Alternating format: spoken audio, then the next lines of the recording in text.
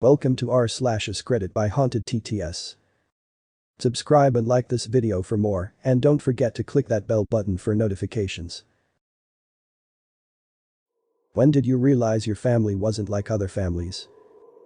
My dad was a stay-at-home dad and my mom was the breadwinner.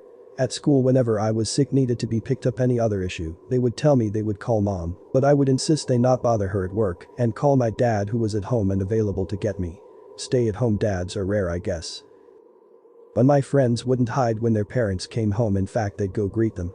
To say I was shocked after years of isolation without being in any house but my own is an understatement.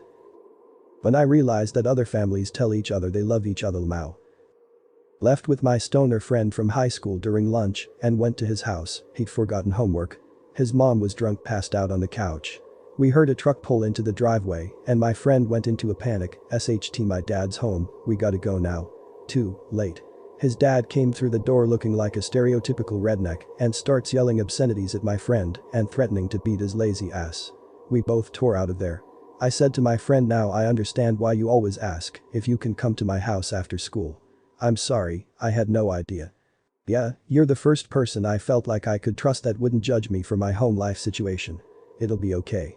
My dad will drink and pass out, so I would be safe to return tonight.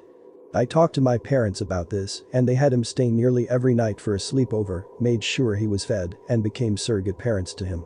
This lasted about a year until his oldest sister, who ran away from home a few years ago, returned and invited him to come live with her and her husband. This was in the 80s.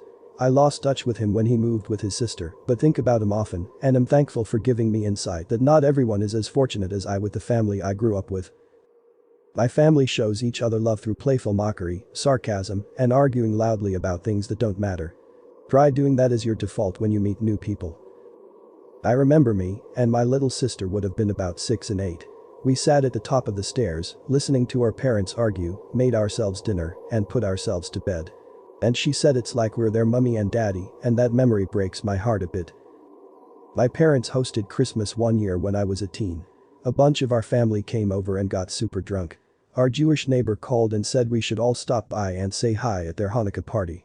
10 to 15 drunk people walked down the street barefoot and with pitchers of mixed drinks in our hands. We entered their house and they were having a very quiet Hanukkah with 10 very sober-seeming people eating and talking here and there. That quickly changed to 20 to 25 super loud drunk people having fun and at one point having a southern rap battle where everyone contributed to the song with their best southern accent and southern verses. The next day our neighbor thanked us so much for coming. He said everyone, including the old Jewish ladies, had a blast. When I realized other dads don't mentally prepare their 6-year-olds to go to their deaths peacefully when the government comes for us with guillotines. I was born to a strong, independent single mom. My father died of ALS when I was infant. My mom never remarried. I realized from a pretty young age my family situation was not like most. Like my mom treated me more like a friend than a son. She gave serious credence to my opinions and let me do basically whatever I wanted so long as it wasn't illegal or cruel. I feel this is an appropriate time to mention poop knife. We never eat at the dinner table ever. When a guest or whoever it is joins us for an evening and at some point through the night you look over to them and they're sitting in their seat just staring around the room, a look of confusion and shock on their face while trying to figure out WTF is going on and attempting to make sense of things. For context, when I say my family I'm including aunties, uncles and cousins. We get together once a week at my grandmother's house and it can get pretty overwhelming if you're not used to it. There's about 30 of us in total. The youngest person is 2 and the eldest is 82. Our parents would give my brother and me the silent treatment. They wouldn't speak to us for hours or days at a time and never tell us what they were upset about. Their goal was to make us feel guilty and ashamed without ever actually making clear what we had supposedly done wrong. In 9th grade, my friends held an intervention for me after I came into school crying again. They made me go to the counselor. They told me to just give some recent examples of stuff my parents said to me. After 30 minutes of this, I was crying, of course. But what boggled my mind was that everyone else in the room was sobbing too. A half dozen other 15-year-old girls and a 30-something school counselor. That was the first time I realized that maybe I didn't deserve it when my parents were mean to me. This whole thread reminds me of All Happy Families Are Like, but Every Unhappy Family is Unhappy in Its Own Way by Tolstoy and Anna Karenina. When I was mentioning suicide and my parents wanted me to schedule my suicide so that they have time to plan my funeral. Realized that constantly taking international vacations isn't normal. Used to go on family vacations all the time during the summer and was shocked that all of my friends usually stay home or at most spend a week in California. We are not super wealthy, but we are definitely well off compared to my friends. My friend talked back to his mom so casually, and I thought that she was gonna do something, but she didn't. If I talked back to my mom, I would have gotten the belt. No one else's dad liked to sit on the floor by the couch and have their mom rub his head every night. All of the arguing. My parents would have all-out screaming matches in front of us, complete with my dad throwing SHT or breaking things, most infamously, an ornate vase that my mom was given by her late grandmother. I was too young to know anything else and would always end up hiding in my closet with my baby brother until things had cooled off. In hindsight, it makes my heart hurt to remember how scared we were. When I found out that it was not normal, that all parents drive around their kids, take them to soccer practice, to friends' houses, fetch them at the bus stop when it's cold outside and the next bus takes over 30 minutes to arrive, fetch them at 3 a.m. from a party, things like that, made me appreciate my parents even more. When I was at a friend's house and his mother told me to not say the N-word because it was a bad word to say. I didn't know, I had heard it all my life. This was in the late 70s. Family dinners last no longer than 10 minutes, including holidays. Conversations don't really sound genuine and insightful. More like just acknowledging each other's existences. No natural bonding over anything, everything feels forced. Not very inclusive in any degree, just feels like we don't want each other in our businesses. The ever-present tension between members that suggests anything could break down in a minute's notice. And they will.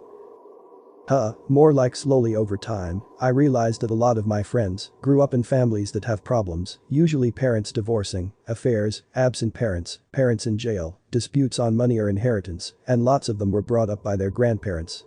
As I grew up and met more people from richer families, it's mind-blowing to me that they have siblings their families could afford to fine or they're from other countries. Then I realized that I grew up in a boring Confucian nuclear family with zero disputes. My mom was in charge of the house chores, my father was more like a teacher to me rather than a dad. And I'm the only kid who didn't have many interactions with grandparents. Good thing is that my parents tried to never argue in front of me and they respect each other. But I felt no love in my family, just respect. It's weird to see them slowly turning into a modern couple though, now that they share everything including house chores and they express their love to each other. I'm living in another country so I missed a lot on how this happened, weird but feel happy for them. As a kid my friends used to tell me my mom, adopted single no father, hated me. I never really understood why until I processed the trauma she caused me as an adult. That it wasn't normal to always be blamed for everything, told how much she wished she never adopted me, never being loved on or any affection, or a home-cooked meal.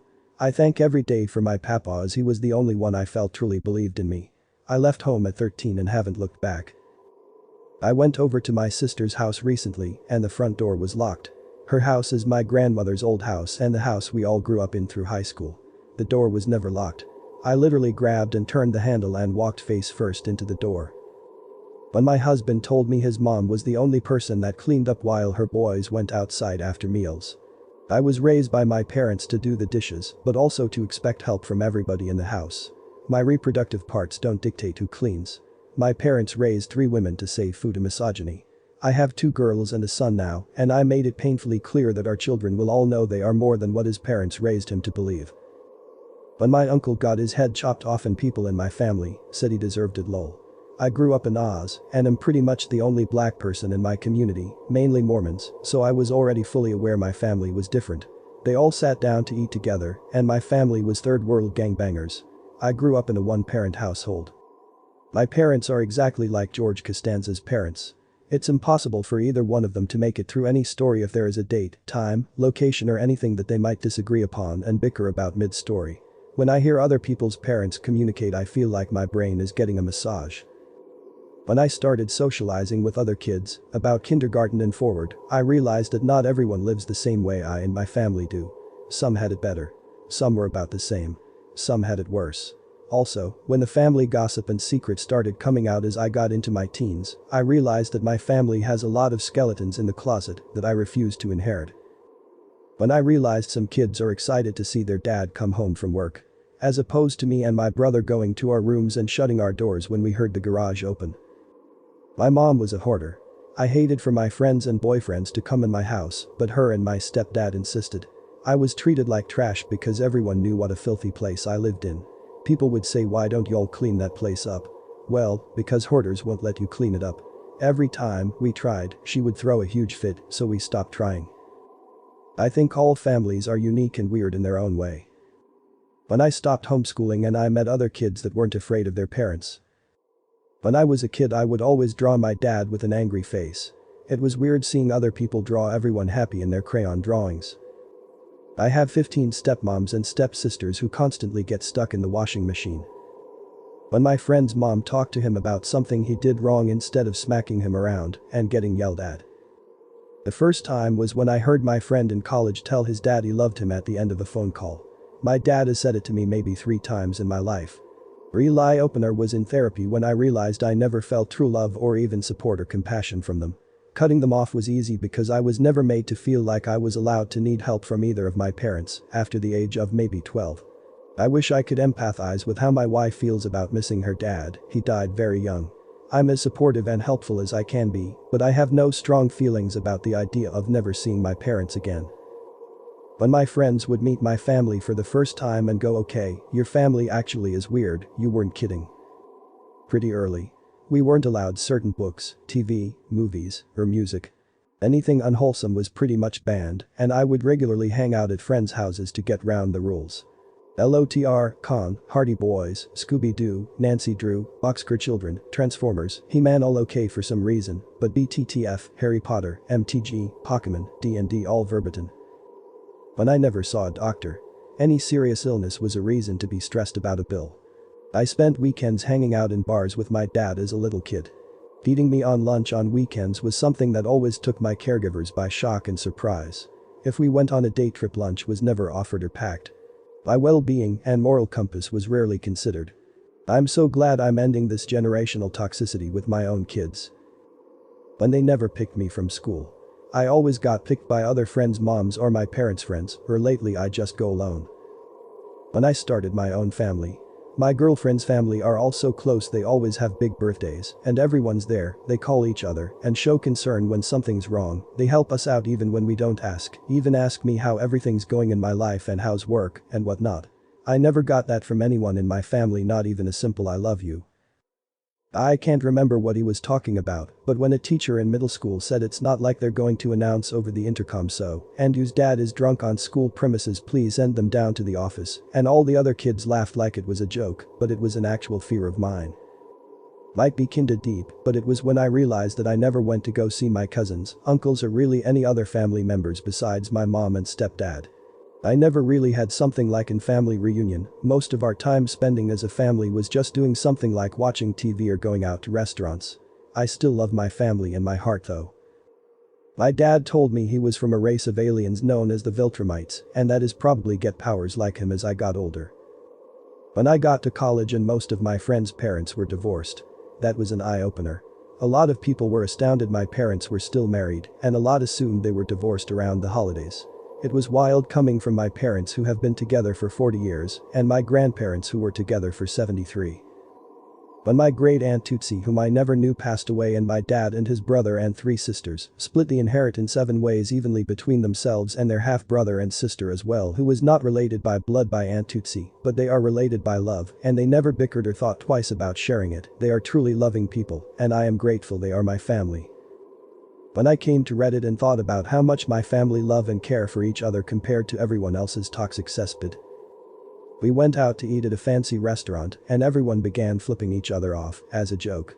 I didn't want to do it cause I was the only one who had their grandmother at the table lol, but then my literal grandma grabbed my freaking hands and forced me to flip her off. The Christmas where my father was in Spain, my mother in Paris, I was in law, and my brothers were back in Sweden. I think that was the moment I became self-aware, so to speak, about my family's wealth in general. When both of my parents could fart loud enough that I could hear it through the basement ceiling. Well, one of my friends heard it.